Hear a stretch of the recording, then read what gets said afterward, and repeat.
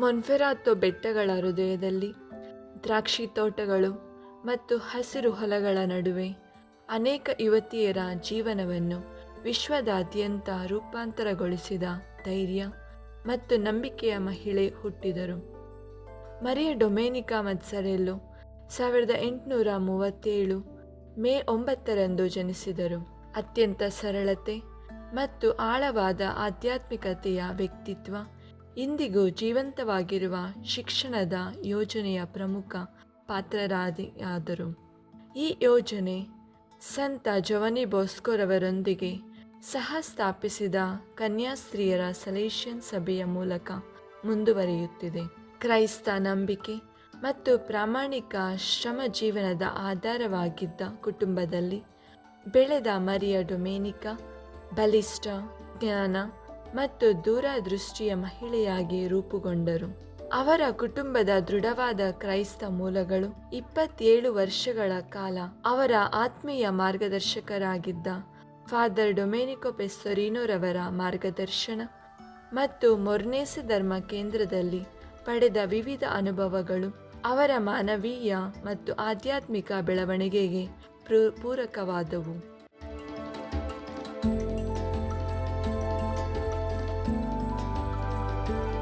ಬಾಲ್ಯದಿಂದಲೇ ಏಸು, ಬಲಿಪೂಜೆ ಮತ್ತು ಮಾತೆ ಮೇರಿ ಮೇಲಿನ ಪ್ರೀತಿ ಆಧ್ಯಾತ್ಮಿಕ ಜೀವನದ ಕೇಂದ್ರವಾಗಿತ್ತು.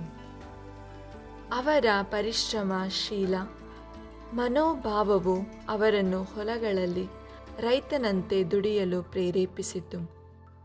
ಆದರೆ ಅವರನ್ನು ಇತರ ಹುಡುಗಿಯರಿಂದ ವಿಭಿನ್ನಗೊಳಿಸಿದ್ದು ಅವರ ಸಹಜ ಸೇವಾ ಮನೋಭಾವ.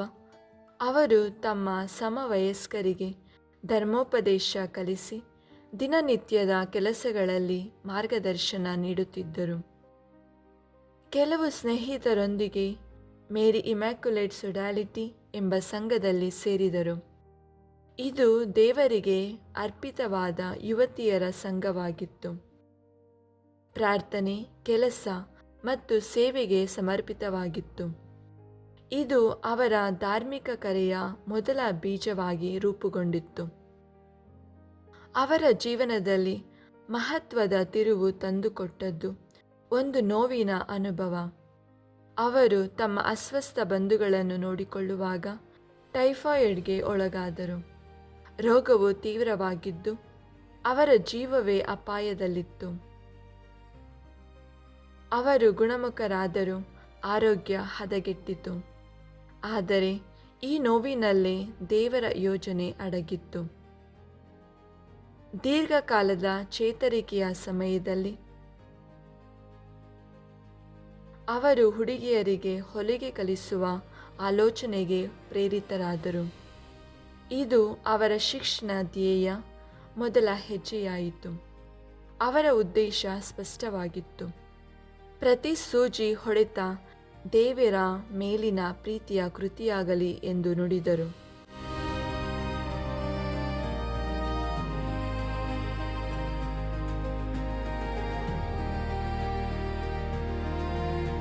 ಬೋರ್ಗೊ ಆಲ್ಟೊದಲ್ಲಿ ಅವರಿಗೆ ಬಂದ ಆಧ್ಯಾತ್ಮಿಕ ಅನುಭವವು ಈ ಕರೆಯನ್ನು ಮತ್ತಷ್ಟು ದೃಢಪಡಿಸಿತು.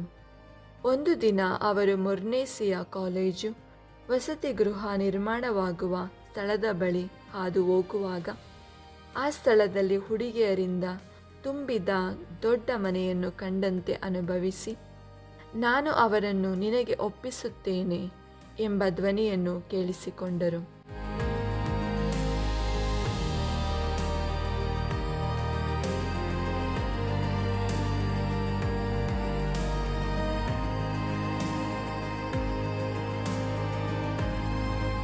ಡಾನ್ ಬೋಸ್ಕೋ ಅವರನ್ನು ಭೇಟಿಯಾದದ್ದು ಅವರ ಜೀವನದಲ್ಲಿ ಮತ್ತೊಂದು ಪ್ರಮುಖ ಘಟ್ಟ. ಹುಡುಗರ ಶಿಕ್ಷಣದಲ್ಲಿ ತೊಡಗಿಸಿಕೊಂಡಿದ್ದ ಪಾದ್ರಿಯರು ಮಹಿಳೆಯರ ಶಿಕ್ಷಣಕ್ಕಾಗಿ ಮರಿಯ ಮತ್ಸರೆಲ್ಲೊ ರವರು ಅವರ ಸಾಮರ್ಥ್ಯವನ್ನು ಗುರುತಿಸಿದರು.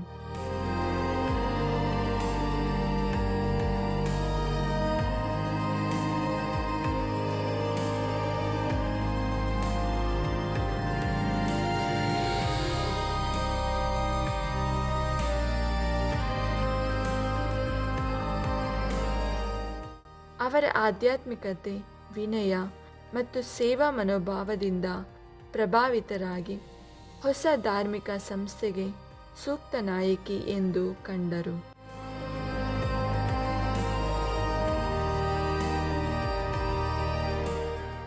1872 ಆಗಸ್ಟ್ 5ರಂದು ಮೊರ್ನಸೆಯಲ್ಲಿ ಅಧಿಕೃತವಾಗಿ ಕನ್ಯಾಸ್ತ್ರೀಯರ ಸಲೇಷನ್ ಸಭೆ ಸ್ಥಾಪನೆಯಾಯಿತು.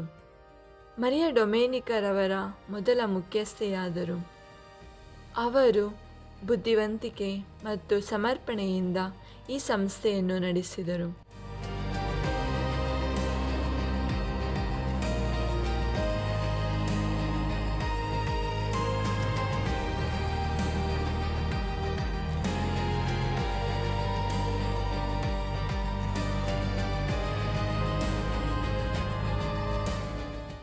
ಡಾನ್ ಜೊವಾನೆ ಕಲಿಯೇರೋ ಅವರನ್ನು ಸಂಸ್ಥೆಯ ಮಹಾನಿರ್ದೇಶಕರನ್ನಾಗಿ ನೇಮಿಸಲಾಯಿತು. ಈ ಸಂದರ್ಭದಲ್ಲಿ ಡಾನ್ ಬೋಸ್ಕೋರವರು ಮಜರೆಲ್ಲೋರವರಿಗೆ ಧೈರ್ಯ ತುಂಬುವಂತೆ ತಿಳಿಸಿದರು. ಅವರು ಹೀಗೆ ಹೇಳಿದರು: ನೀವು ನಮ್ಮ ಆರತೋರಿಯ ಹುಮ್ಮನಸ್ಸು, ಪೂರ್ವ ಸಿದ್ಧತೆಯ ಶಿಕ್ಷಣ ಪದ್ಧತಿಯನ್ನು ತಿಳಿದಿರುವೆ. ಯುವಕರನ್ನು ಪ್ರೀತಿಯಿಂದ ಗೆಲ್ಲುವ ರಹಸ್ಯವನ್ನು ತಿಳಿದಿರುವೆ. ಎಲ್ಲವನ್ನು ಪ್ರೀತಿಸುವುದು, ಯಾರನ್ನು ನೋವಿಸದೇ ಇರುವುದು, ಹಗಲು ರಾತ್ರಿ ಕಾಳಜಿಯಿಂದ ನೋಡಿಕೊಳ್ಳುವುದು, ಸಹನೆ ಮತ್ತು ದಯೆಯಿಂದ ನಡೆದುಕೊಳ್ಳುವುದು. ಈ ಎಲ್ಲ ಗುಣಗಳು ಮದಮತ್ಸರೆಲ್ಲೋರವರಲ್ಲಿದ್ದವು. ಆದ್ದರಿಂದ ನಾವು ಸಂಸ್ಥೆಯ ಬಗ್ಗೆ ಪೂರ್ಣ ವಿಶ್ವಾಸ ಹೊಂದಬಹುದು. ಅವರು ಎಲ್ಲವನ್ನು ನಮ್ಮ ಆತ್ಮ ಮತ್ತು ಮೌಲ್ಯಗಳಿಗೆ ಅನುಗುಣವಾಗಿ ನಡೆಸುತ್ತಾರೆ. ಅವರ ಸಂಘವು ನಮ್ಮಂತೆಯೇ ಒಂದೇ ಗುರಿ, ಒಂದೇ ಮಾರ್ಗ. ಅವರು ತಮ್ಮ ಜೀವನದ ಮೂಲಕ ಸಿಸ್ಟರ್ಸ್ರವರಿಗೆ ಬೋಧಿಸುತ್ತಾರೆ ಮತ್ತು ಸಿಸ್ಟರ್ಸ್ರವರು ಕೂಡ ತಮ್ಮ ವಿದ್ಯಾರ್ಥಿನಿಯರಿಗೆ ಗುರುಗಳಾಗಿ ಮಾತ್ರವಲ್ಲ, ಪ್ರೀತಿಯ ತಾಯಂದಿರಾಗಿ ಇರುತ್ತಾರೆ.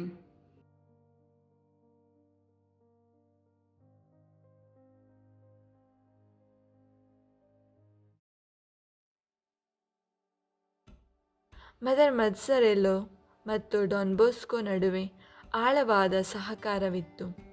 ಇಬ್ಬರು ಒಂದೇ ಶಿಕ್ಷಣದ ದೃಷ್ಟಿಕೋನವನ್ನು ಮತ್ತು ಯುವಜನರ ಮೇಲಿನ ಪ್ರೀತಿ ಹಂಚಿಕೊಂಡಿದ್ದರು.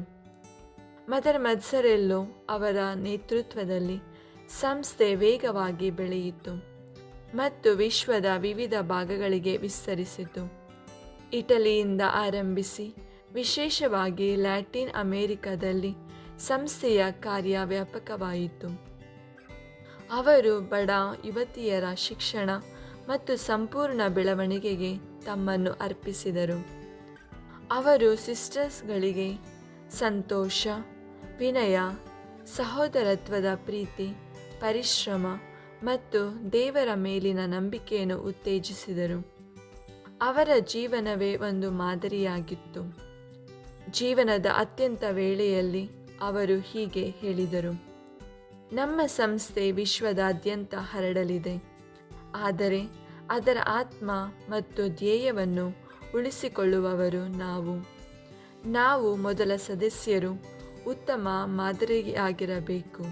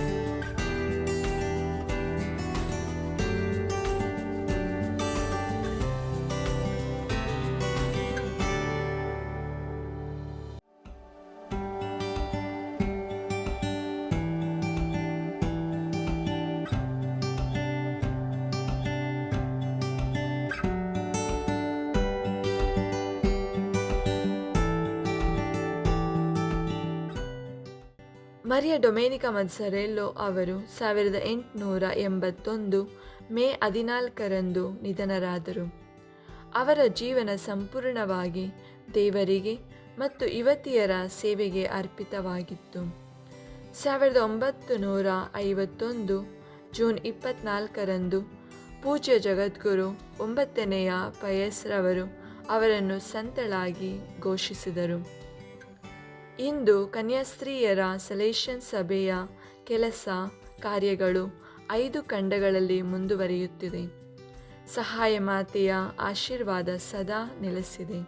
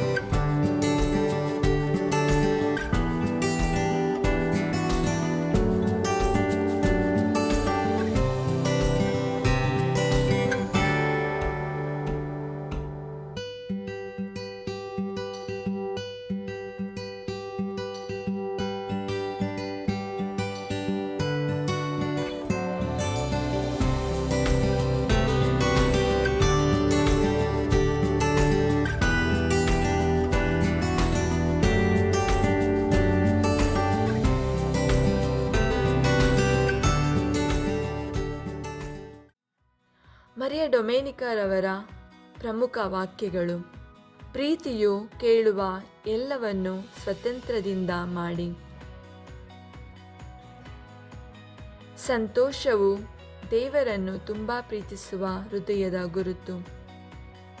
ವಿಶಾಲ ಮತ್ತು ಉದಾರ ಹೃದಯದಿಂದ ಮುಂದೆ ಸಾಗೋಣ.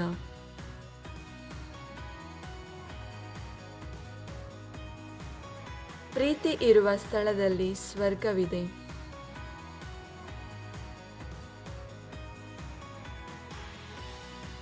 ವಿನಯಶೀಲ, ವಿಧೇಯ ಮತ್ತು ಪ್ರೀತಿಯ ಮಧ್ಯೆ ಯೇಸು ಸಂತೋಷದಿಂದಿರುತ್ತಾರೆ. ದೇವರ ಕೈ ನಿಮ್ಮೊಳಗೆ ಕಾರ್ಯನಿರ್ವಹಿಸುತ್ತಿದೆ.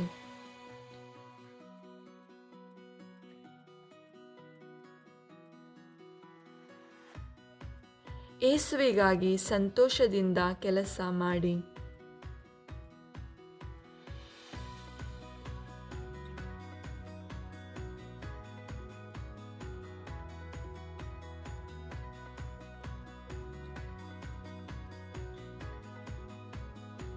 ನೀವು ನಿಜವಾಗಿಯೂ ಅದೃಷ್ಟವಂತರು, ಏಕೆಂದರೆ ನೀವು ತುಂಬ ಒಳ್ಳೆಯದನ್ನು ಮಾಡಬಹುದು ಮತ್ತು ಪ್ರೀತಿಯ ಯೇಸುವಿಗಾಗಿ ಅನೇಕ ಆತ್ಮಗಳನ್ನು ಗೆಲ್ಲಬಹುದು. ಕರ್ತನು ನಿಮಗೆ ಕೊಟ್ಟಿರುವ ಕ್ಷೇತ್ರದಲ್ಲಿ ಶ್ರಮಿಸಿ ಕಷ್ಟಪಟ್ಟು ಕೆಲಸ ಮಾಡಿ. ಎಂದಿಗೂ ದಣಿಯುವುದಿಲ್ಲ. ಯಾವಾಗಲೂ ಭಗವಂತನಿಗಾಗಿ ಎಲ್ಲವನ್ನು ಮಾಡುವ ಸರಿಯಾದ ಉದ್ದೇಶದಿಂದ ಕೆಲಸ ಮಾಡಿ ಮತ್ತು ಆತನು ನಿಮಗೆ ಸ್ವರ್ಗದಲ್ಲಿ ಯೋಗ್ಯತೆಯ ಸುಂದರವಾದ ನಿಧಿಯನ್ನು ನೀಡುತ್ತಾನೆ.